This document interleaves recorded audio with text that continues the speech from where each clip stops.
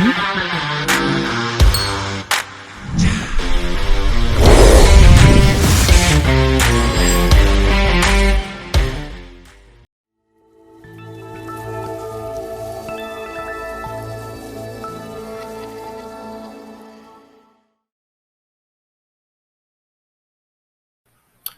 the Brooklyn Nets, they are bringing in Kyle Korver to join the Brooklyn Nets, but not how Brooklyn Net fans probably would like to see him coming in as. He's going to be joining as a player development assistant coach on Steve Nash's staff.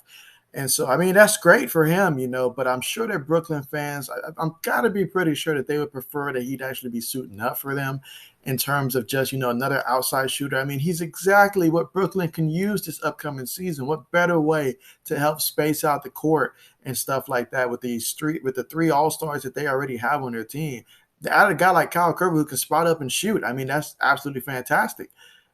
But he's going to be helping with the player development as an assistant coach, and so he's clearly ready to take that next chapter in his book. And so we're going to see how that turns out. But after 17 years in the NBA, would it really hurt to have one more? I mean, that's the question that I'm going to be asking this upcoming year for Brooklyn. I mean, I feel like if he was coming as a player, that this would be bigger news. But hey, it's a great opportunity for him. Looking at it from Kyle Korver, I mean, it's a great opportunity to make that transition into the next phase post-career. He's played 17 seasons.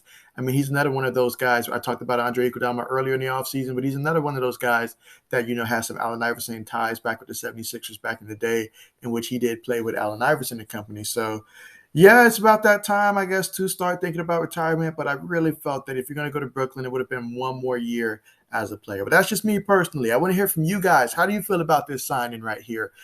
Kyle Korver being brought in as a player development assistant coach as opposed to an actual player. Let me know your thoughts. Definitely want to hear that, especially from those of you that are passionate about Brooklyn or just the game of basketball in general, of course. But with that being said, just to recap a little bit of his career, as I mentioned earlier, he did, start off his career at the 76ers, going back to the 2003-2004 season, and he was with them all the way up to 2007-2008. And then from there, he spent some time with the Utah Jazz from 2007-2008 season, part of that season, about 50 games that season actually, all the way through the 2009-2010 season.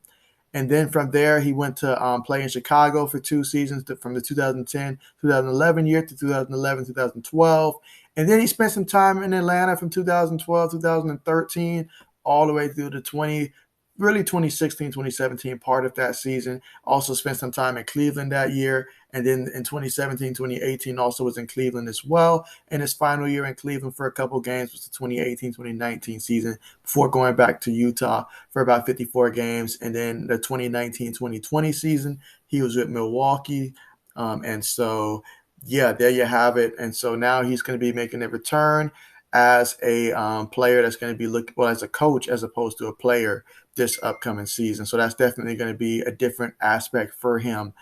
For sure. Now, in his last season, what did he do? Well, in 58 regular season games, he ended up averaging a total of, 6.7 points a game. And so, yeah, clearly at that point during his last season, I should say, it was at the point where, yeah, his minutes were definitely down. And so he probably felt that it was time to go ahead and make that transition over. In terms of minutes, he was averaging just 16.6 minutes a game. Again, that was the 2019-2020 season, his last year. So it wasn't the 2021 season, wasn't last year. So he just missed out on that championship run last year with Milwaukee. But hey, all things considered, he's going to be with a very good Brooklyn team that even without him is still a team that many people are going to be expecting to bring it home next year, or at least be in that conversation. And so we're definitely going to be looking forward to seeing how Brooklyn responds after last year fell apart due to injuries, large part. But with that being said, I thank you guys so much for tuning in for this video. Hope you guys enjoyed it. Be sure to like, subscribe, and share the video with others who you think may be interested in just, hearing sports news and talking sports, But with that being said, appreciate you guys for tuning in, and see you guys next video.